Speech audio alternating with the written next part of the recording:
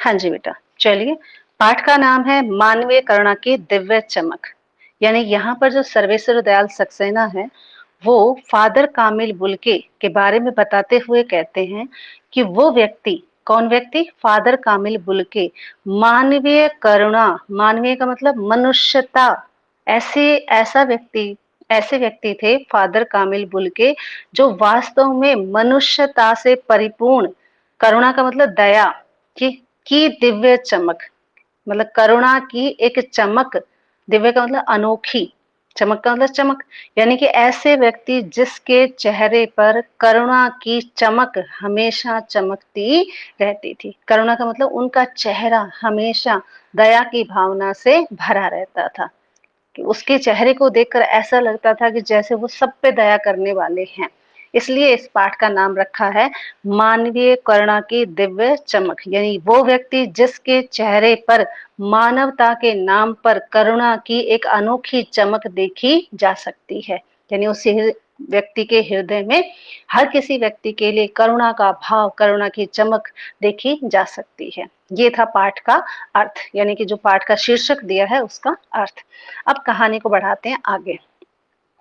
Pencil अपनी रखिएगा ताकि आप वर्ड मीनिंग साथ साथ लिखते रहें।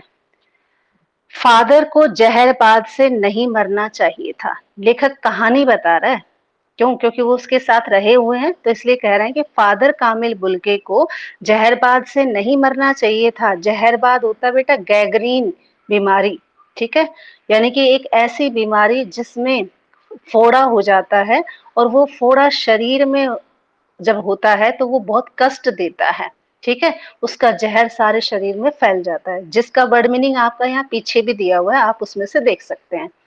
फादर को जहरबाद से नहीं मरना चाहिए था। लेखक कहता है फादर की जो मौत है वो जहरबाद से अर्थात गैंग्रीन नामक बीमारी से नहीं होनी चाहिए थी। क्यों नहीं होनी चाहिए थी? लेखक कारण बता रहा है।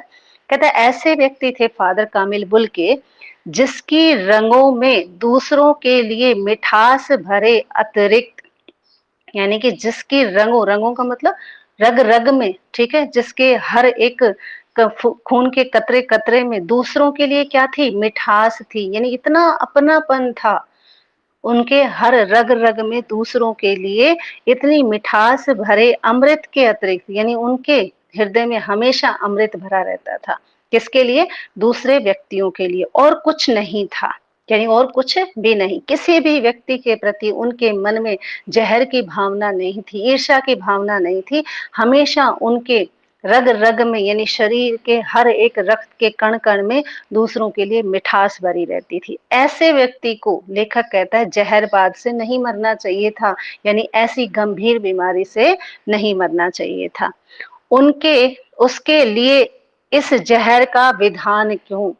कवि, लेखक ये कहता है कि ऐसा व्यक्ति जिसके हृदय में हमेशा दूसरों के लिए मिठास भरी हो, अमृत के समान मिठास टपकती हो, दूसरों को इतना प्यार करता हो और इसके अलावा कुछ ना हो, ऐसे व्यक्ति के लिए ईश्वर ने जहर का विधान क्यों चुना? विधान का मतलब तरीका, कि ईश्वर ने उसे जहर से क्यों मारा, यानी कि जहर उनके किसी भी, मतलब ये मान लीजिए कि जहर से उनकी मौत नहीं होनी चाहिए थी।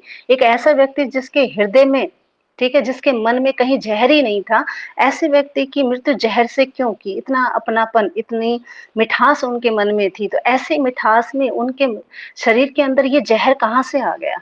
यानी कि भगवान ने जहर क्यों दिया? जहर का मतलब गैंग्रीन नामक बीमारी से उन्हें क्यों मारा?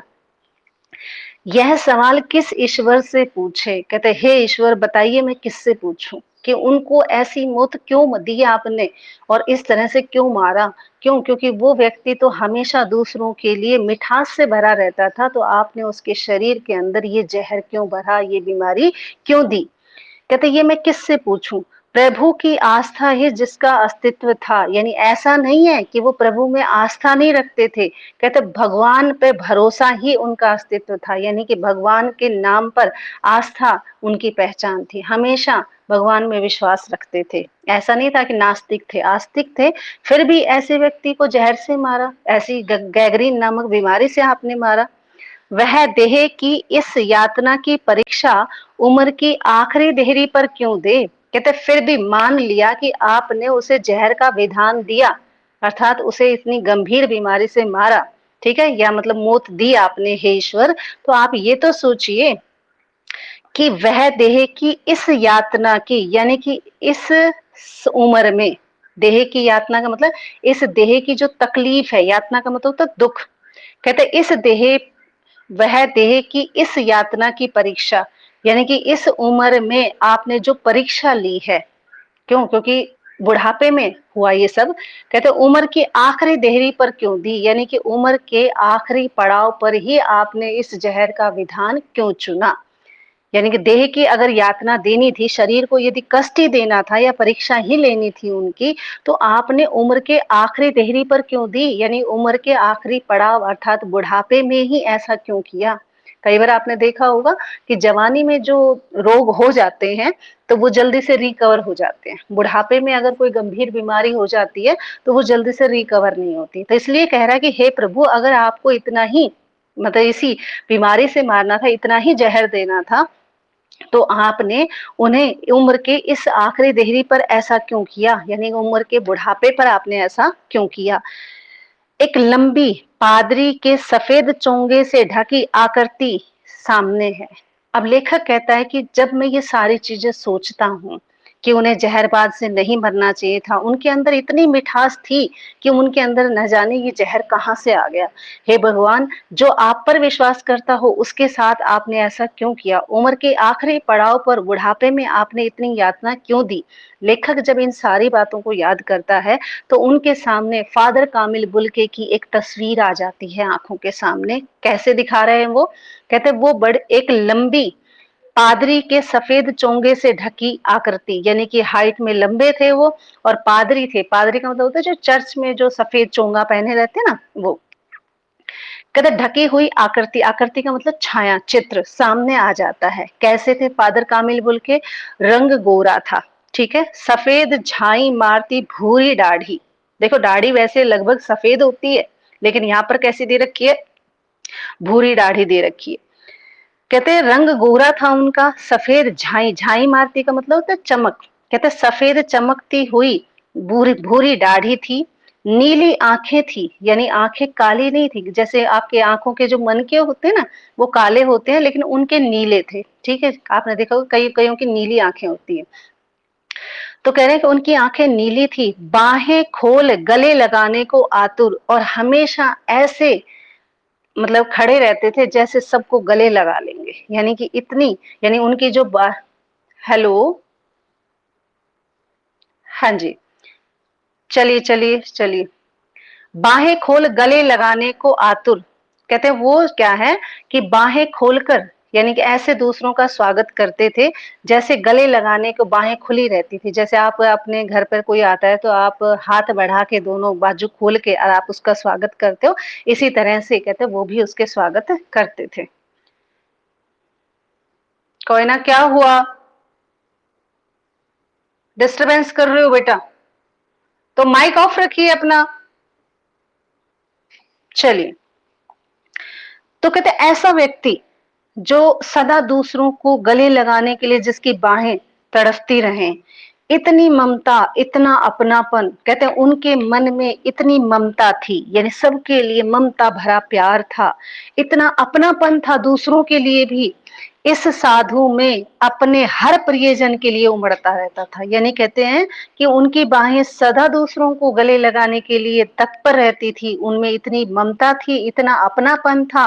कहते इस साधु में, साधु को किसे कहा है यहाँ पर, फादर कामिल बुल्के को, कहते हैं इस साधु में अपने हर प्रियजन के लिए उमड़ता था, प्रियजन का मतलब जिन्हें भी वो पसंद करते थे, यानी जितने भी उनके मित्र थे, हर किसी के लिए उनका व्यवहार ऐसा ही था, सभी को ममता देते थे, सभी को अपना समझते थे, सभी को इतने ही प्यार से हाथ खोलकर बाहें फैलाकर गले लगाते थे, उनका स्वागत करते थे। इतना अच्छे स्वभाव वाले व्यक्ति की मौत हे प्रभु आपने जहर के विधान से क्यों दी। ये कौन पूछ रहा है, लेखक पूछ रहा है ईश्वर से, अपने आप बात कर रहा है वो। आगे कह रहा है कि मैं 35 साल से इसका साक्षी था, साक्षी का मतलब सबूत था, किस बात का? कि मैं 35 साल से इस बात का सबूत हूँ कि उनकी जो बाहें थी सदा दूसरों को गले लगाने के लिए तत्पर रहती थी। उनके मन में हर किसी के लिए ममता थी, उनके मन में हर किसी के लिए अपनापन था। कहते ये बात तो मैं 35 साल से मैं खुद देख रहा था।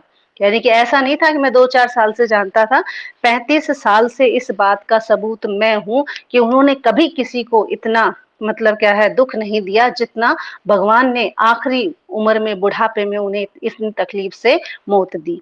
कहते तब भी जब इलाहाबाद में थे, कहते जब मैं इलाहाबाद में था तब भी उन्हें ऐसे ही करते हुए देखा था, और तब भी जब वो दिल्ली आते थे, कहते मैंने जब भी देखा जब वो दिल्ली आते थे, ऐसा नहीं था कि स्थान बदलने से व्यक्ति का व्यवहार बदल जाता है, लेकिन कहते नहीं, इलाहाबाद में थे तब भी वो वैसे ही थे जैसे पहले थे, दिल्ली आते थे तब भी ऐसे ही थे। आज उन बाहों का दबाव, कहते आज वो नहीं है मेरे सामने, लेकिन उन बाहों का दबाव, बाहों का दबाव का मतलब होता है जब किसी का आप स्वागत करते हो ना, तो बाजू फैला के और उसे कस के गले लगाते हो। कहते वो जो उनका मिलने का जो तरीका था, उन बाहों को कसकर पकड़ने का, यानी कि किसी को गले लगाने का अपनापन जो दिखाते थे, कहते आज भी मैं अपनी छाती पर महसूस करता हूँ। यानी आज भी मुझे ऐसा लगता है कि जैसे वो आज भी मुझे गले लगा रहे हैं, अर्थात मेरे सीने में, मेरे हृदय में आज भी वो मनोभाव, आज भी उनकी मतलब जो छाया चित्र है वो मेरे सामने महसूस हो रहा है। यानी कि आज भी मैं उनकी गले लगाने की का जो तरीका है, जो बाहों का दबाव है, आज भी महसूस करता हूँ। अर्थात मुझे फादर कामिल बुल्के की याद आ रही है। कौन कहता है? लेखक। ठीक है, चलिए आगे। फादर को याद करना एक उदास शांत संगीत सुनने जैसा है। अब लेखक ये कहता है कि जब मैं फादर को याद कर रहा हूँ तो मेरा जो चेहरा है, यानी मेरा जो मन है, वो उदासी से भर गया है। उदासी से कैसे भर जाता है? कहते जैसे कोई शांत उदास संगीत सुन लेते हो, मानो आप कोई सैड सॉन्ग सुनते हो तो आपके चेहरे पर वैसा ही भाव आ जाता है, यानी आप निराश हताश से बैठे दिखाई देते हो, आपके चेहरे पर उदासी छा जाती है।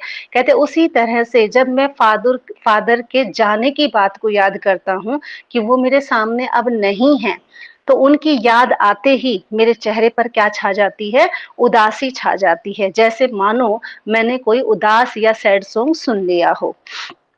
उनको देखना करुणा के निर्मल जल में स्नान करने जैसा था, और मान लो मैं उनके दर्शन कर लेता। अब वो यादें ही बता रहा है, कहता है आज मैं याद करता हूँ तो ऐसा लगता है जैसे उदास संगीत सुन लिया हो।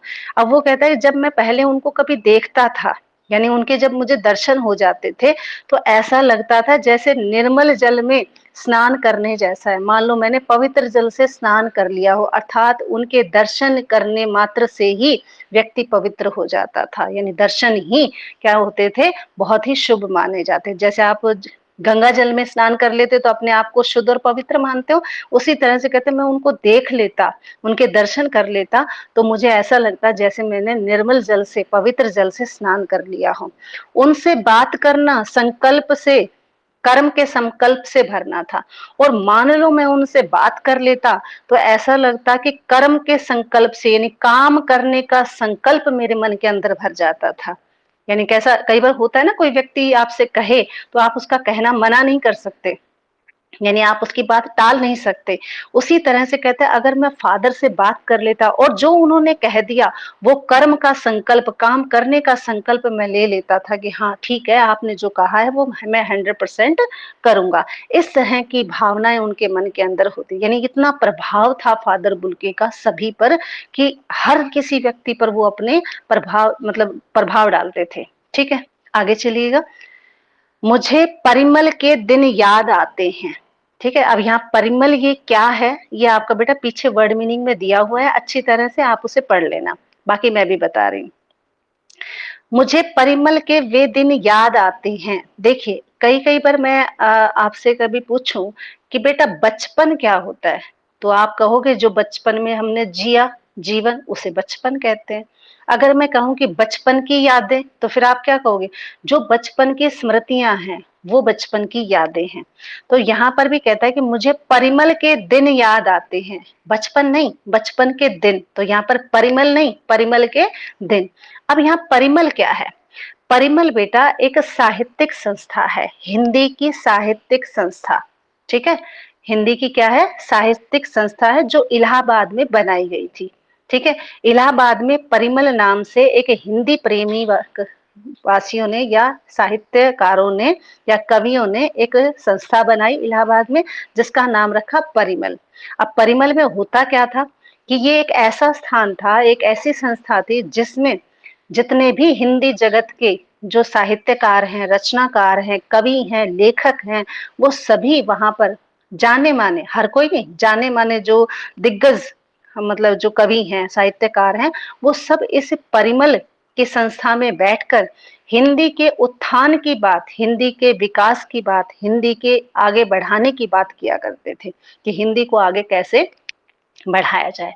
और इसके साथ साथ वो ये कहता है कि परिमल में जो फादर बुल्के थे वो सबसे बड़े थे, यानी कि एज में भी और अनुभव में भी। ठीक है, एक्सपीरियंस में भी सबसे ज्यादा अनुभव उन्हें था, और साथ साथ में वो उम्र में भी सबसे ज्यादा बड़े थे, तो इसलिए परिमल में सब लोग उनकी ज्यादा मानते थे। तो कहते हैं परिमल के दिन मुझे याद है, क्यों, क्योंकि लेखक कह रहा है कि मैं उन्हीं के साथ हूँ, क्योंकि लेखक भी तो एक लेखक है ना। तो कहते हैं परिमल में जब हम जाते थे, मीटिंग जब हमारी होती थी, सेमिनार जब हमारे होते थे, गोष्ठियां जब होती थी, तो परिमल में हम सब मिलते थे। कहते मुझे आज वो परिमल के दिन याद आ रहे हैं, अर्थात परिमल में बिताए हुए फादर के साथ जो यादें हैं वो मुझे याद आ रही हैं। तो समझ में आ गया परिमल के दिन से क्या मतलब है, यानी फादर के साथ परिमल संस्था में बिताया गया समय। कहते मुझे याद आता है जब हम सब एक पारिवारिक रिश्ते में बंधे जैसे थे, यानी जब हम वहां जाते थे तो परिमल में जाकर भी हमें ऐसा लगता था जैसे कि हम क्या हैं, एक परिवार के ही सदस्य हैं, जिसमें फादर जिसमें बड़े फादर बुल्के थे, यानी कि उम्र में भी और अनुभव में भी फादर बुल्के सबसे बड़े व्यक्ति थे। हमारे हंसी मजाक में वह निर्लिप्त शामिल होते रहते थे, यानी कि हम अगर हंसी मजाक भी करते, वैसे तो वो बड़े थे, ठीक है, अनुभवी थे, लेकिन कभी कभी अगर हम हंसी मजाक भी करते थे तो वो हमारी हंसी मजाक में भी बिना किसी बाधा के निर्लिप्त शांत भाव से उसमें शामिल हो जाया करते थे। कई बार होता है ना, बड़े व्यक्ति होते हैं तो हंसी मजाक में शामिल नहीं होते, लेकिन कहता है ऐसा स्वभाव उनका नहीं था। हमारी गोष्ठी हमारी गोष्ठियों में वह गंभीर बहस करते थे, यानी कहते हैं हमारी गोष्ठियां का मतलब जो भी सम्मेलन होते थे, कहते हैं उनमें वो गंभीर बहस किया करते थे, हमारी रचनाओं पर बेबाक राय देते थे। कहते हैं कि हम जब अपनी रचनाएं रचते थे,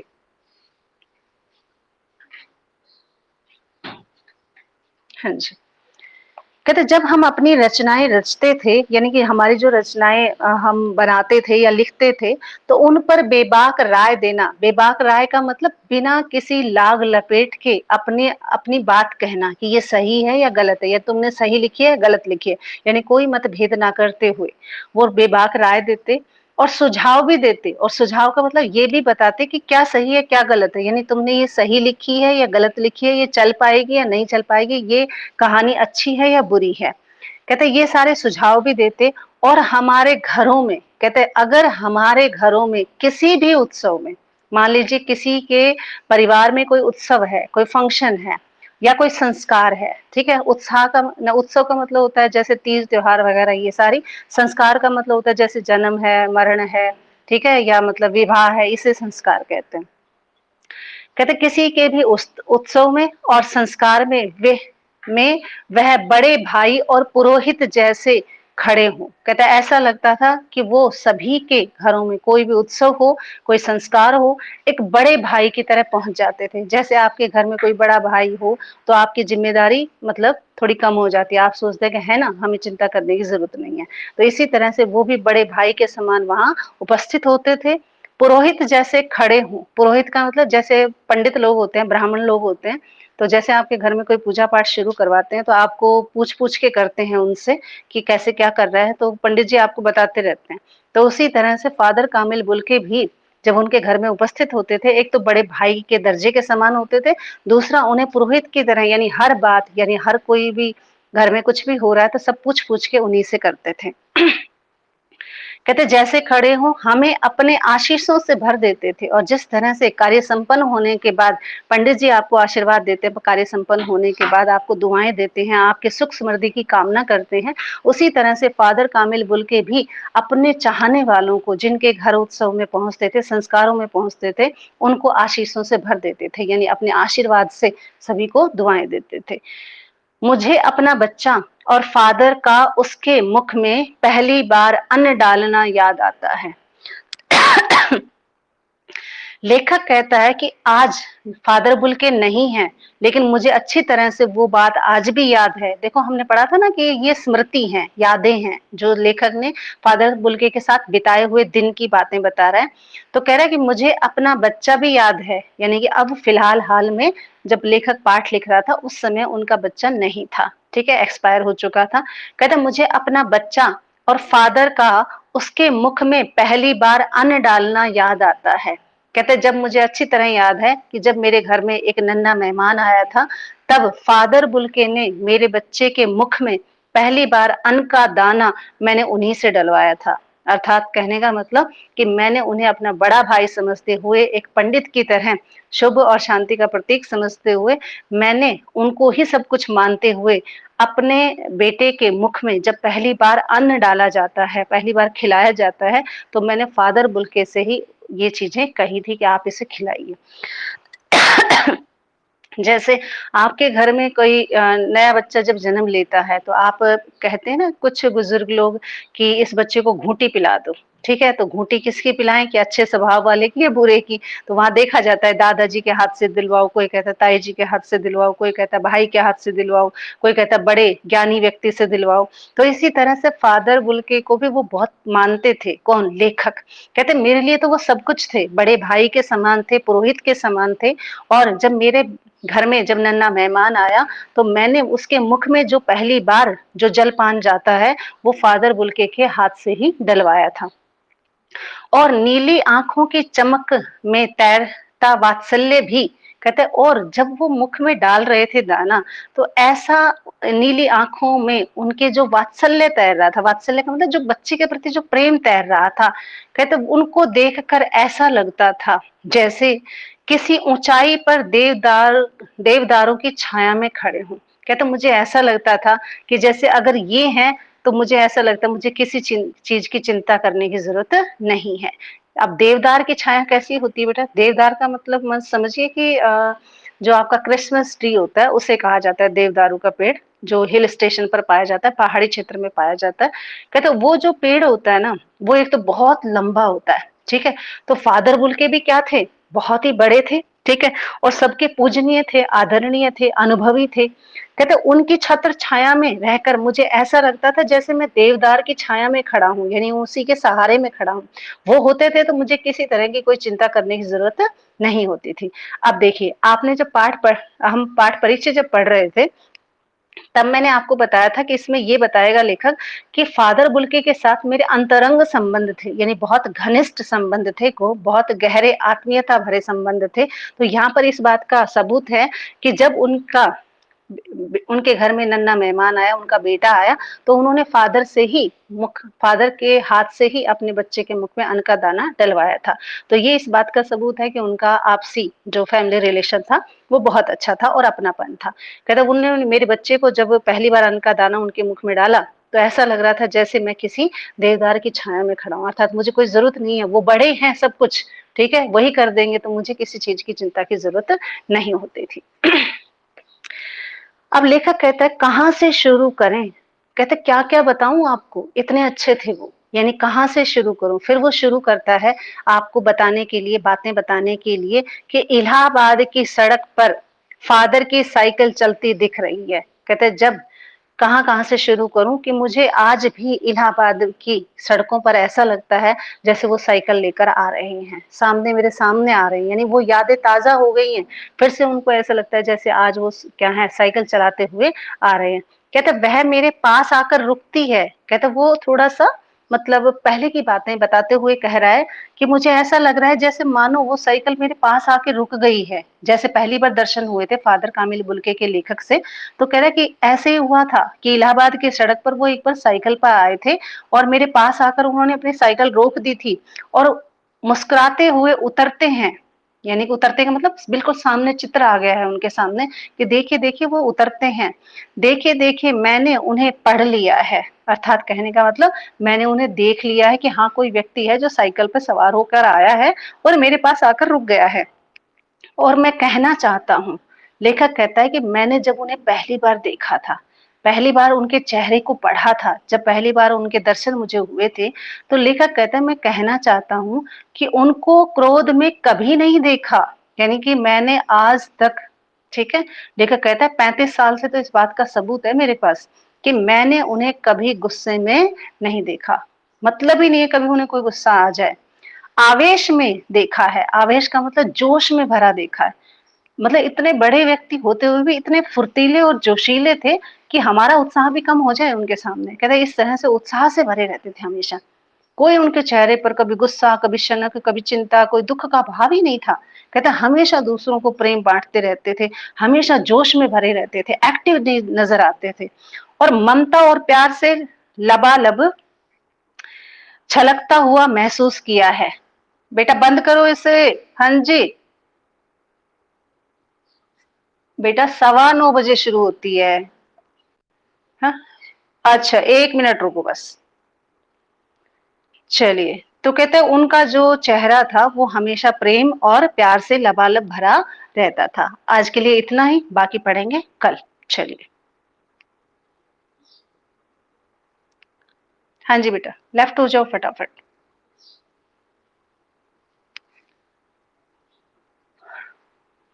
5 मिनट पहले ही शुरू हो जाती है क्या आपकी? चलिए। हाँ जी, आपको नहीं जाना क्लास में, यहीं रहोगे?